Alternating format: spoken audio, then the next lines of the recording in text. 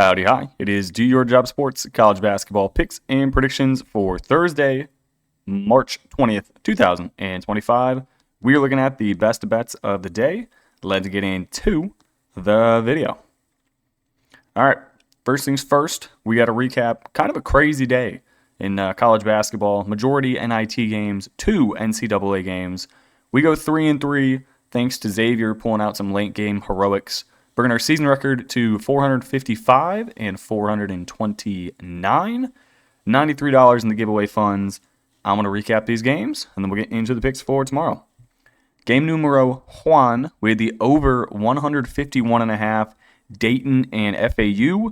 This one soared over. Final score, Dayton 86, FAU 79. That is a grand total of 165 points.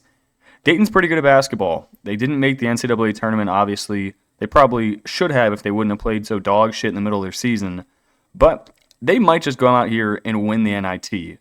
Their next game is at home against Chattanooga. They're going to demolish. Next one we hit, UAB. These Blazers. We had them plus 5.5.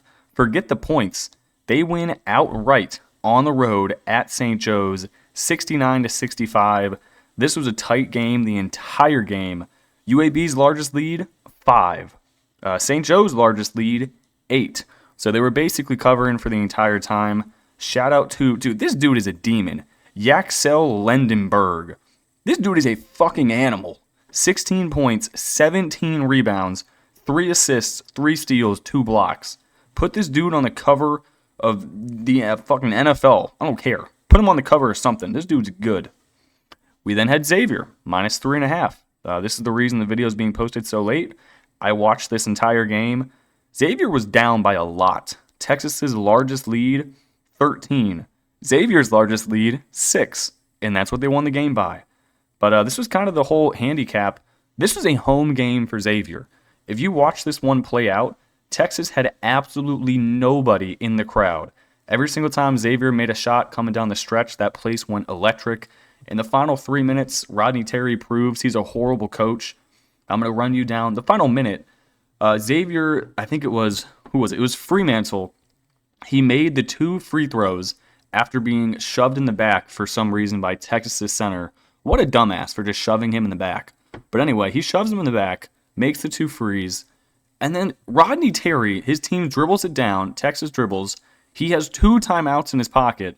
He does not call either of his timeouts. He gives the ball to his star freshman point guard, Johnson. He then takes a mid-range 2-point J, misses it, and what are you doing? Call a timeout. You have 2 of them, and you're down 3 with 45 seconds left.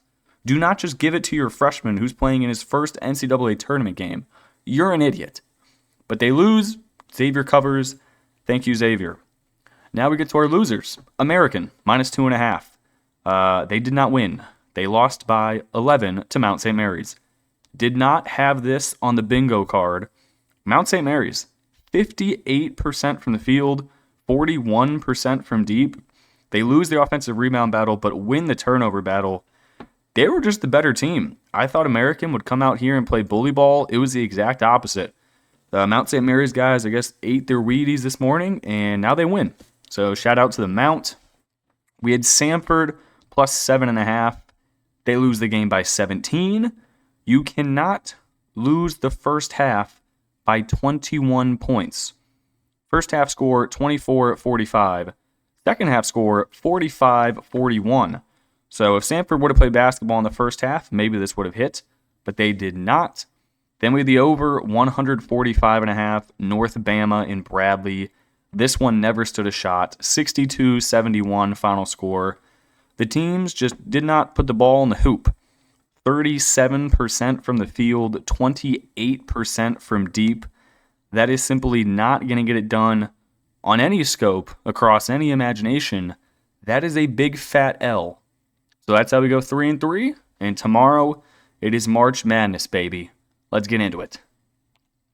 Game number 1, I think everyone and their mother knew what I was doing here. Creighton, plus 2.5. Don't think twice about it. If you're a man, you take the money line. Now, you guys know I bet against Louisville every single game. This is a horrible matchup for Louisville. If you look at them size-wise, they lost most of their size because of injuries. Now they have to go against Ryan Kalkbrenner, who is the Defensive Player of the Year in the Big East and is just an absolute animal on the glass. I don't see how they're going to deal with him. And they also have to guard Ashworth, the small white point guard, who's pretty goddamn good at basketball. Creighton, 24-10 on the year, finished second overall in the regular season Big East play. They score 75 points a game, played a bottom 150 pace, shoot it 48% from the field. These boys are efficient. Veteran team. Again, I don't see who's stopping Kalkbrenner down low. They don't have the size. I think they're going to get shit on. Louisville, 27-7 on the year. I hate them. They're second in the ACC. They average 79 points a game, played a top 150 pace. They do like the three ball. Their most recent game, they lost to a Cooper flagless Duke by 11 in the ACC finals. Louisville really hasn't played that many good teams in a while. They played Duke, they lost by 11. They beat Clemson, which is quite impressive. They beat a bunch of other ACC teams who all suck. The ACC is horrible. They're 27-7 because they played nobody in conference play. They get a really good Big East team in Creighton. I think they lose. They prove how fraudulent the ACC is. Give me the Blue Jays. Next game, we're going to rock an over. High Point and Purdue. Both of these teams, pretty good offenses, not very great defenses. I think we see a tight game. The spread is sitting at 7.5, so we might be getting free throws at the end. Give me the over. High Point 29-5 on the year. They scored 82 points a game, played a bottom 150 pace, shoot it 49% from the field, and they make 8 3-pointers a game. They're fantastic on the boards. Now their defense is technically ranked 93rd in the stats, but if you watch them, they give up a ton of open 3-point shots. Going up against a team like Purdue, you got Smith, you got Fletcher Lawyer. Lawyer's I'm not sure if he's the highest percentage in the country in terms of 3-point percentage, but he definitely is in the Big Ten. 48% from deep. He is a 6'6", 3-point white strap god. The exact kind of dude you do not want to run into in March. Purdue, 22-11 on the year. I'm really confused as to why they were given a 4 seed. But okay, whatever. They score 78 a game, played a bottom 100 pace, shoot it 49% from the field. Their defense is indeed horrible, 249th in the country. Again, too many white dudes on the court to be really good at defense. They just put the ball in the hoop. Going up against a weak HBU defense, she'll be able to put the ball in the hoop, so give me the over. Next game I'm looking at, it is Georgia and Gonzaga. I'm taking Gonzaga minus 6.5. I think they're going to fuck up Georgia.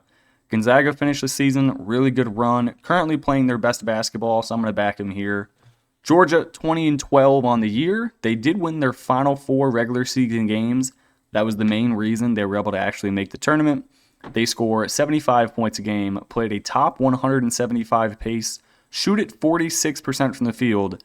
They are really, really solid on their home court, but once they hit any kind of road atmosphere, they suck. They get dominated in literally every single stat you could look at. Also, their fan base is not going to travel. Georgia basketball is unlike Georgia football. They do not give a shit. Gonzaga, their fans, they do care. This is all they have. They're 25-8 on the year. They most recently won the West Coast tourney against St. Mary's, 9-1 in their last 10 games straight up. They score 87 a game, played a top 50 pace, shoot it 50% from the field. They have the better guards. They have the better big man down low. They push tempo. I think Georgia's not going to be able to keep up. Give me Gonzaga 84, Georgia 71 for a final score. Next game, this time we're going to back an SEC team, Missouri, minus 6.5. I am not believing in this Drake bullshit. They play in the Missouri Valley. There's really not many great teams in the Missouri Valley. Yes, they did win some non-conference games against solid teams, supposedly. They beat Miami and K-State and Vandy. Do I really hold any weight with any of those teams? Not particularly. Yes, Vandy is good, but I think Drake is about to get fucked up. They're 30-3 on the year. They only score 70 a game. They play at the slowest pace in the entire country. They only make 7 threes a game. They get dominated athletically. If you want to go to ESPN and look at these guys' rosters, you're going to be like, wow, this is quite the matchup. Yes, this is quite the matchup. Missouri, 22-11 on the year. They score 85 a game, played a top 100 pace, and shoot at 49% from the field. They make 9 threes a game. If you're looking at stats, Missouri wins every single one possible.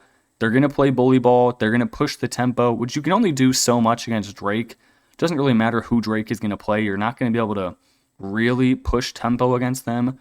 But Missouri should be able to push it a little bit, and with their athletes they have, I think they're able to turn Drake over and win this one by double digits. So give me Missouri minus the 6.5. Next game we got, it is the A10 in the Big 12. I'm going to fade the Mormons. A Ram and a bunch of Mormons walk into a bar. Just kidding. The Mormons don't go in the bar because they're Mormon and they can't consume alcohol. I like VCU. Their defense is good. The Mormons don't play well away from home. Let's go Commonwealth. VCU, 28-6 on the year. They score 77 a game, play at a bottom 100 pace, shoot at 45% from the field. Their defense is basically the entire reason I'm taking them. Ranked 5th in the country.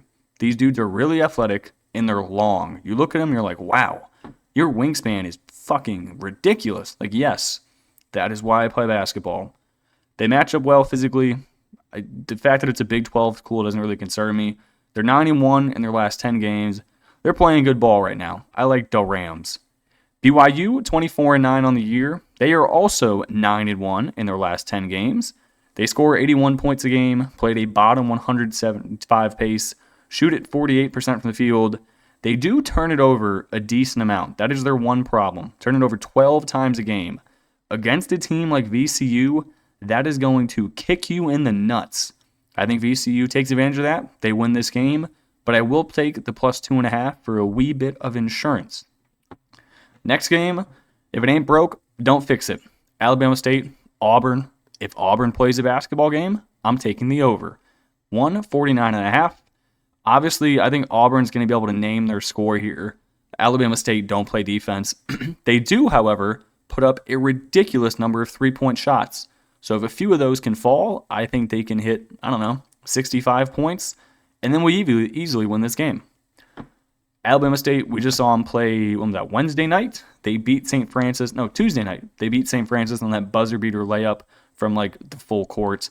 They average 73 points a game. They make 9 threes. If the ball can go in the hoop just a little bit, this should fly over. Auburn, 28-5 on the year. They score 84 a game, top 150 pace, 48% from the field. If you've been watching long enough, you know I ain't got to say much about Auburn. All they do is put the ball in the hoop, and then they do it again, and then they do it again. So that's it. That's everything I got. Over 149.5 for that game. And that's going to do it. I appreciate you guys watching and tuning in, and I will catch you in the next video for Friday. Peace.